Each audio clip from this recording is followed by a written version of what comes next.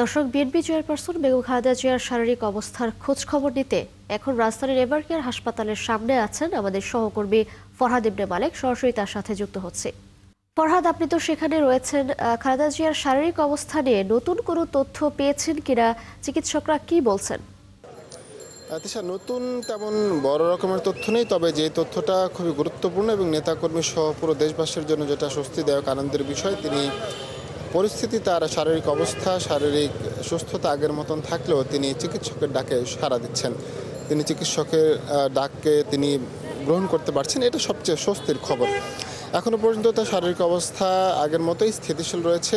পরিবারের সূত্র এবং নেতাকর্মী বা বিএনপির পক্ষ থেকে আমরা যতটুকু আন্দাজ জানতে পেরেছি নির্ভরযোগ্য সূত্রে, যে তিনি যদি একটু তার শারীরিক অবস্থা যদি আরও একটু স্থিতিশীল হয়, তাহলে তাকে উন্নত চিকিৎসার জন্য দেশের বাইরেও নেওয়ার পরিকল্পনা রয়েছে দল এবং পরিবার থেকে। এর আগে যদি জানাতে চাই, তাহলে গত রবিবার তিনি শারীরিক অসুস্থতা নিয়ে এভারকেয়ার হাসপাতালে এসে ভর্তি হন এবং তার আজ 9 দিন যাবত তার চিকিৎসা চলছে। তিনি এখন সিসিইউতে রয়েছেন। হৃদরোগের সংক্রমণ, হৃদযন্ত্রের সংক্রমণ এবং ফুসফুসের সংক্রমণ নিয়ে তিনি এখানে ভর্তি হয়েছেন। বিভিন্ন নেতাকর্মী, বিভিন্ন সংগঠন, বিভিন্ন রাজনৈতিক দল, সরকারের পক্ষ থেকে অনেকেই এসেছেন, দেখেছেন এবং দোয়া করেছেন। সারা দেশবাসী দোয়া করেছেন। কয়েকদিন ধরেই এই এভারকেয়ার হাসপাতালের সামনে কিন্তু নেতাকর্মী যারা রয়েছেন তারা ভিড় করে রয়েছিলেন। বারবার অনুরোধ করার পর দলের পক্ষ থেকে নেতাকর্মীরা এখন কিছুটা ভিড় কমিয়েছেন। আজ মোটামুটি ভিড় নেই বললেই চলে, আমরা দেখতে পেয়েছি।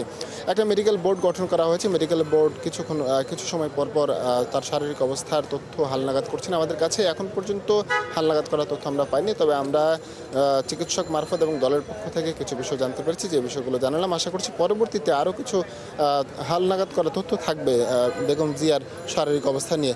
সারা দেশের মানুষ এই আপসহীন নেত্রীর জন্য দোয়া করছেন, দোয়া চেয়েছেন পরিবারের মানুষ সহ দলের নেতাকর্মী যারা, পুরো দল থেকেই। এখন পর্যন্ত এভারকেয়ার হাসপাতালের সামনে থেকে বিএনপি চেয়ারপারসন খালেদা জিয়ার শারীরিক অবস্থা নিয়ে ছিল আমার কাছে সর্বশেষ দিশা।